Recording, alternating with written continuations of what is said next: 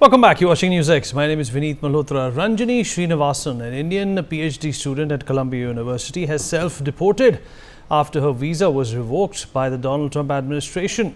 She entered the United States on an F1 visa as a doctoral student and studied urban planning. Now, U.S. Secretary of Homeland Security Kristi Noem announced that Srinivasan self-deported using the CBP Home App. Earlier on the 5th of March, the scholar's visa was revoked by the US government for participating in protests at the Ivy League school last year. The US Department of Homeland Security revoked Srinivasan's visa for allegedly advocating for violence and terrorism and supporting Hamas, a terrorist organization. Viewers, we have seen the trend of campus protests in the US last year.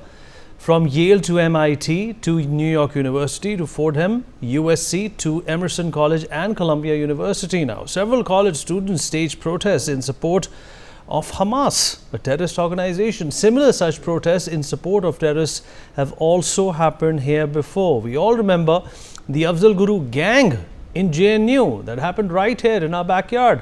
But while young people are filled with passion to make a change in the world, one thing is clear here.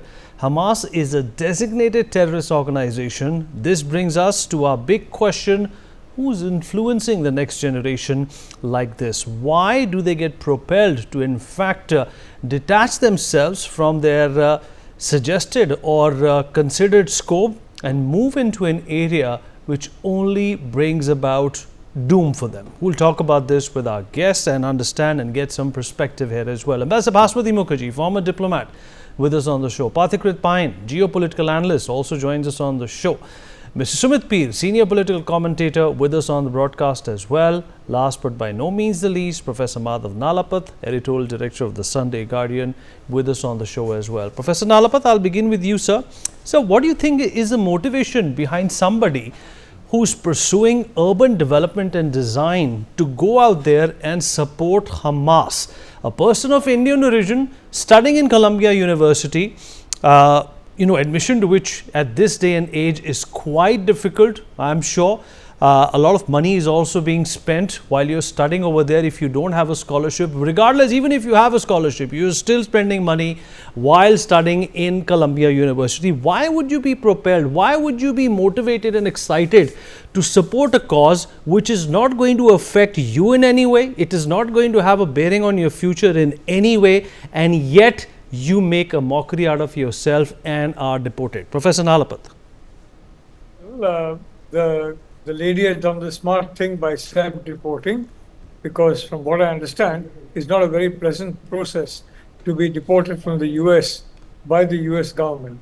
So she's acted smartly by self-deporting. Having said that, I want to point out that I think in all these colleges, nobody expected Donald Trump to come as the 47th president of the United States. Nobody. I mean, there was huge lawfare against him. Case after case was piled on by President Biden's Attorney General. And of course, President Biden said, I'm completely ignorant of all this.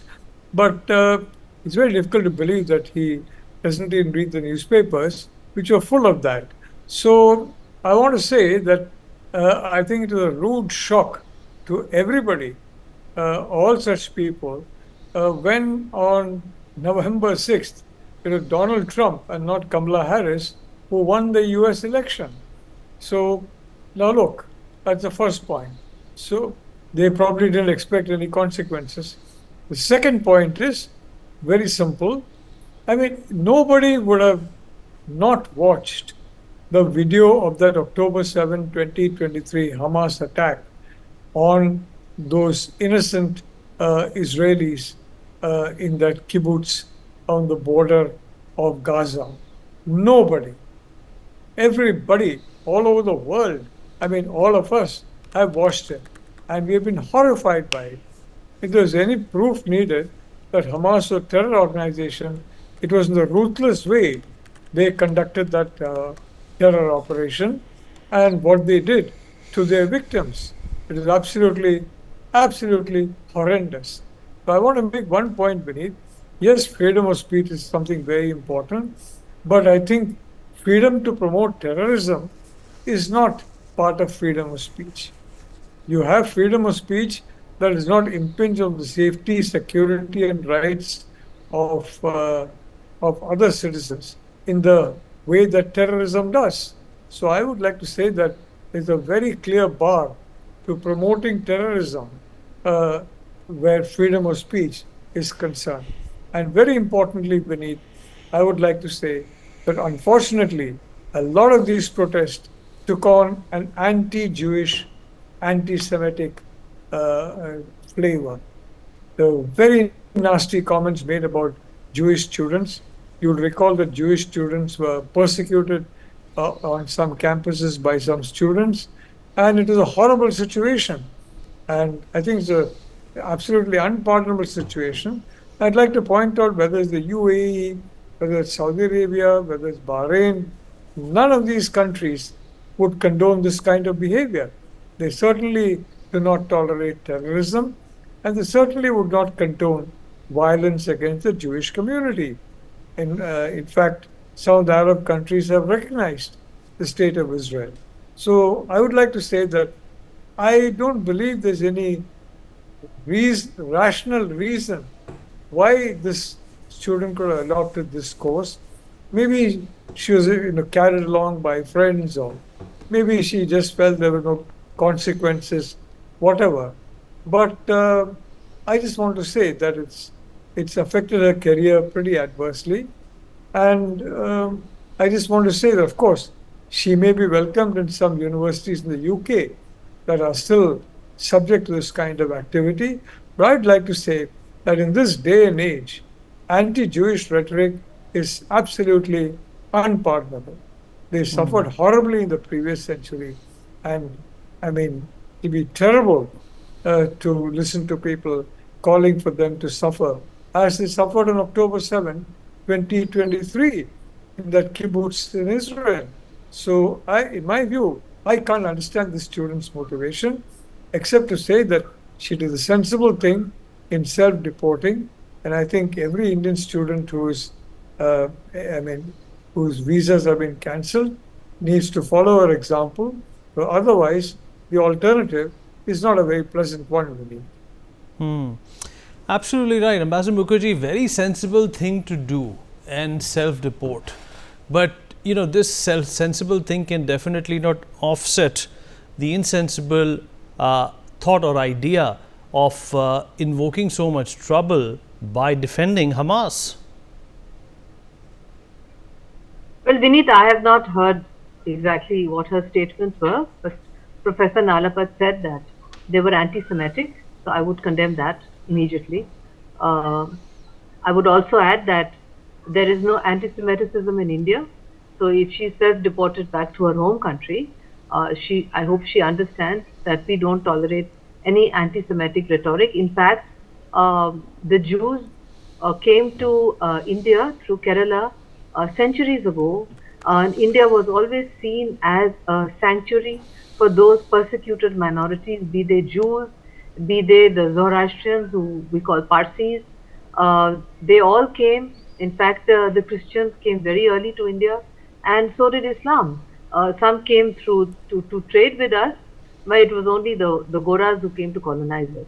But we have always been a sanctuary for all religions, and like Professor Nalapat, I do not approve at all of anti-Semitic rhetoric, but I would like to inform all of you, including Professor Nalapat, that when I was ambassador and living in Paris, there was a synagogue near my house, in a very prestigious part of Paris, in the 16th arrondissement, Rue de Copernic, and right next to it was the synagogue. And every Friday and Saturday, I would find myself obliged to get off from my car and walk to my house. And then I would ask the policeman, I speak fluent French, what is the problem?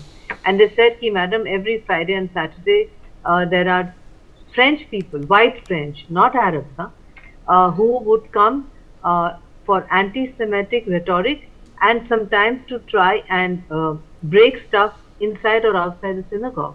So I said that I'm very sorry to hear this, and it confirms what my knowledge of European history is, which is that during the time that France was occupied, a lot of Jews were actually exposed when Paris was occupied, and they had horrible deaths in the concentration camp. The most famous one, which I visited, is on the Franco-German border, and I never ever want to see such a sight again. And therefore, yeah, I said that it is unfortunate that so many decades later, that anti-Semitic rhetoric persists all over Europe, which is why the anti-Semitic rhetoric, which is not tolerated in the United States, is there in the United Kingdom. I don't know to what extent, because the Brits, regardless of everything else, did keep their Jewish population safe. Many of them immigrated to the United States, of course, but all over Europe, including in Netherlands, where I was ambassador, there have been Jews who were exposed and given up to the anti-Semitic party led by Hitler. On the other hand, I would like to also add that when one is very young, one is swayed by left liberal rhetoric. So, provided it is not doesn't go to an extreme, it is normal for young people to protest, to think that they know everything. This is part of growing up. This is part of becoming an adult. So I am not against student protests. I am not against students becoming left liberal and then finding sense in moving right of center, etc. But there should be a line drawn, and those students who are from outside the United States, who are on a visa, including from India, should be extra careful that they should not get involved in extreme student politics, so that knowing that there's a presidential election coming up, knowing that it is a highly contentious election, knowing that it could swing either way, it is very, very foolish, even when one is young and foolish, to get involved in this kind of anti-Semitic rhetoric, knowing fully well that it could have disastrous consequences. In this particular case, as you said, it's very sensible to self-deport rather than to be brought back with chains on your hands and on your feet. I hope there won't be many more of them. I do hope that in future they will be more sensible, because as Professor Nalapat says, it doesn't look good on your CV when you go for a job. People will ask you when you go for a job, why did you self-deport? I'm not sure it would be very easy for her to get a job, get admitted in a prestigious UK university. She could perhaps get admission, I'm not so sure either, in a university in mainland Europe, but even that would be frowned upon, because she has been self-deported for anti-Semitic rhetoric, and according to the laws of the European Union, that is forbidden by law. So I think she should then try and see whether she can make a future for herself here in India. But I hope that when she comes back, she doesn't indulge in anti-Semitic rhetoric, because there is a great friendship with Israel here in our country, and by and large, all over India, there have never been any demonstrations in support of Hamas. If there has been, they must have been severely put down. I have not, in my recent memory, read anything about demonstrations here supporting Hamas, which is a terrorist organization. According to the United States, it is not recognized as a terrorist organization yet by the government of India. Okay. It is not recognized as a terrorist organization by the UN. It is recognized as a terrorist organization by the European Union and by the United States. I thought that distinction also is important. Sumit P, do you think this is also, a part of, a sinister vogue, if I can use that term, which prompts people to be woke, which prompts people, to be fashionably left, and challenge status quo, whilst they don't really understand the nuances and nitty-gritties of what's actually happened to these communities in the past as well. It's again fashionable to watch movies which talk about the Holocaust, but most of the students today will not know movies like The Schindler's List or The Pianist, which basically enunciate what really the Jewish people went through. Do you think these people have any idea what they're doing, Sumit Peer? Vineet, first of all, thank you for having me on your show, and I want to start by congratulating you for getting that Coveted People's Award from the UK Parliament, which is a great achievement. Congratulations, my friend, well deserved. Thank you, Sumit. Thank you, appreciate it. On that note, you see, the first thing we have to understand, we need, first of all, you see, Israel was fighting a war with Hamas, not with Palestine. Hamas is a terrorist organization which did an attack. Khamenei approved and approved a budget of $500 million for that. It's all documented. I'm not casting any aspersions. They were getting $20 million every year, every month to kill as many Israelis you could.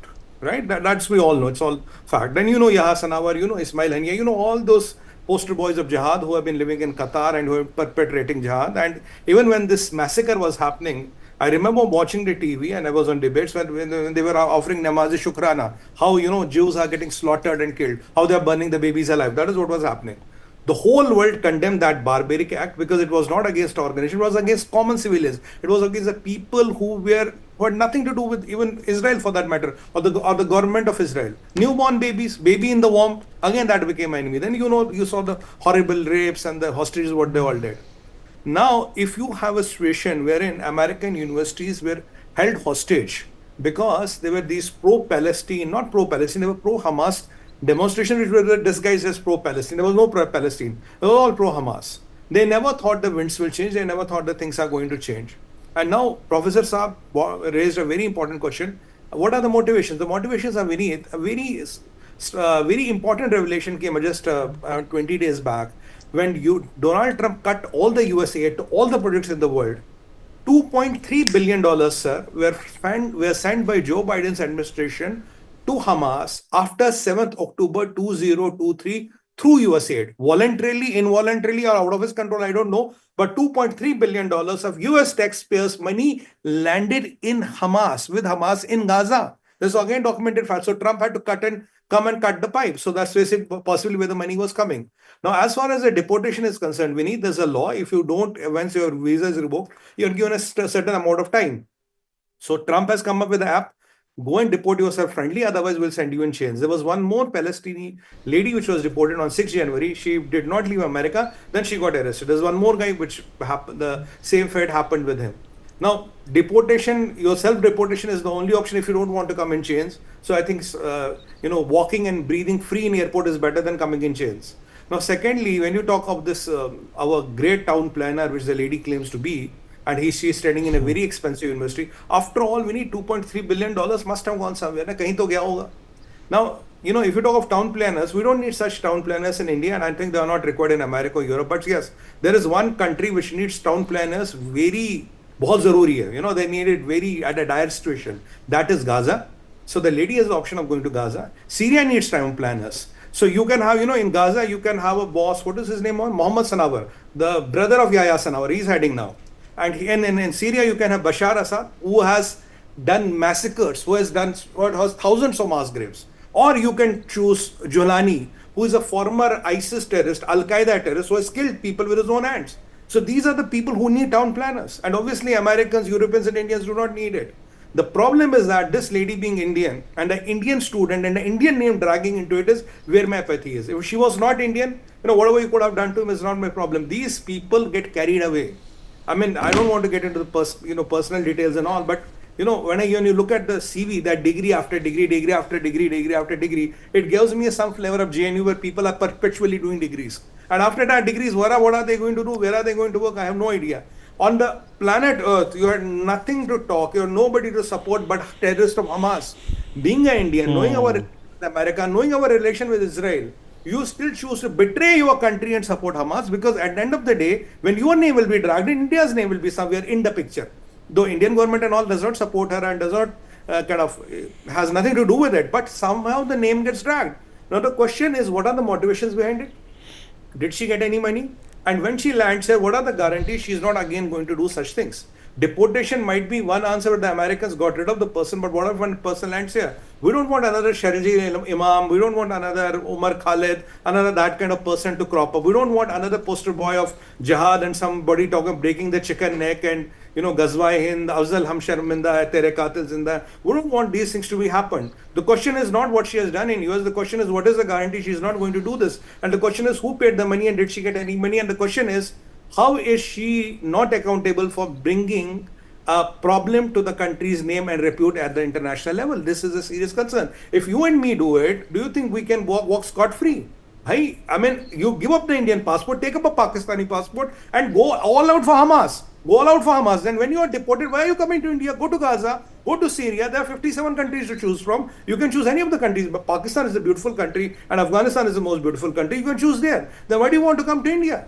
These are some of the serious questions. These people are not only bringing name and shame to their parents and their relatives and friends, they are also bringing name and shame to India. Today, why should I see my country's name being dragged into every media headline of the world? Indian student, that is why my problem is. I mean, you have to very carefully have a procedure of handling such nefarious characters who know what are they doing. And Vinny, I don't want to get into it, but I have to make one sentence. Degree karne ka kya point hai yaar? What are you trying to achieve? You're absolutely right, Somen. And Pathikrit, do you think this affliction, to not mind your own business and participate in what you have paid for, is a result of a strong network of people whose predominant job is to influence these young minds to make such noise? Vineet, we are making a terrible mistake by presuming that these people are carried away. These are not carried away people, they are cultivated. And that is where we are terribly at fault as a country. Let me tell you one reason. I am not much bothered about United States because Trump can take care of US. I'm not as much bothered about the Jewish people because Israel can take care of them. The issue is this. Do you know what was our graduate study research program?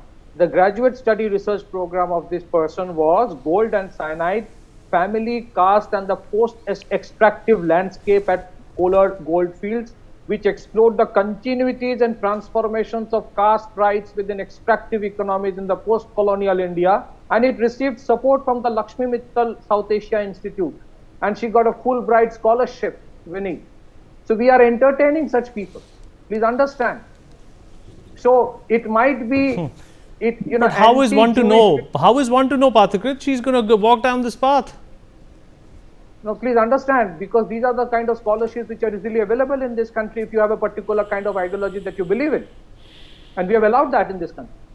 So you can, anti-Jewish rhetoric is not allowed in India, but anti-Hindu rhetoric is completely fine. And that's why she will come back in India. She'll do exactly the same thing in India. She will get garlanded by certain elements in this country. You never know. She can have a very prospective future in the politics of India as well. Trump has taken this action when it comes to the Columbia University. Right now in Jadavpur University, there are posters on Azad Kashmir, Azad Manipur going around.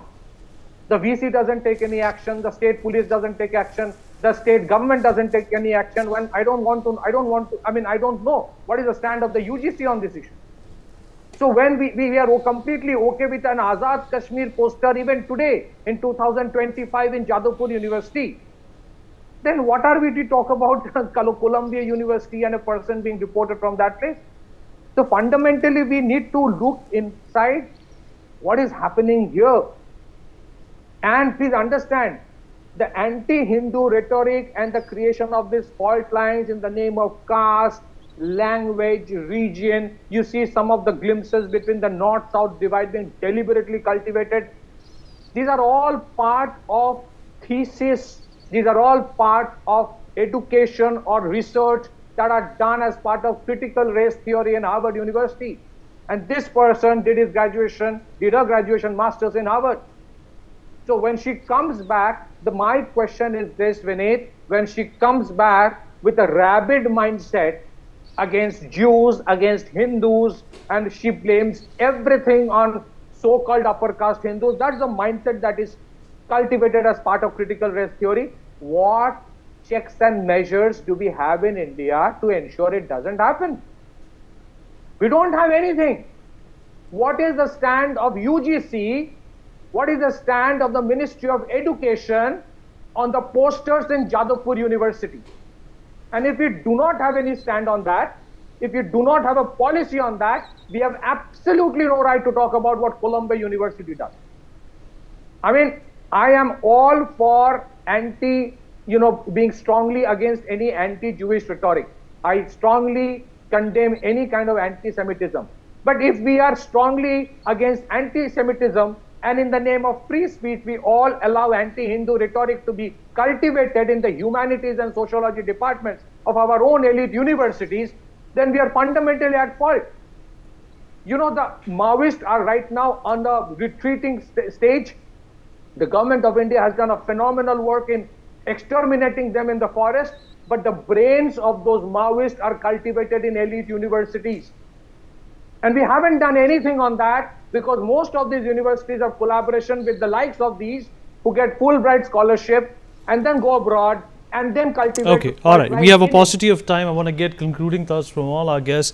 Professor Nalapat, basis of what the other panelists have said, last few words from you, sir, before we wrap up.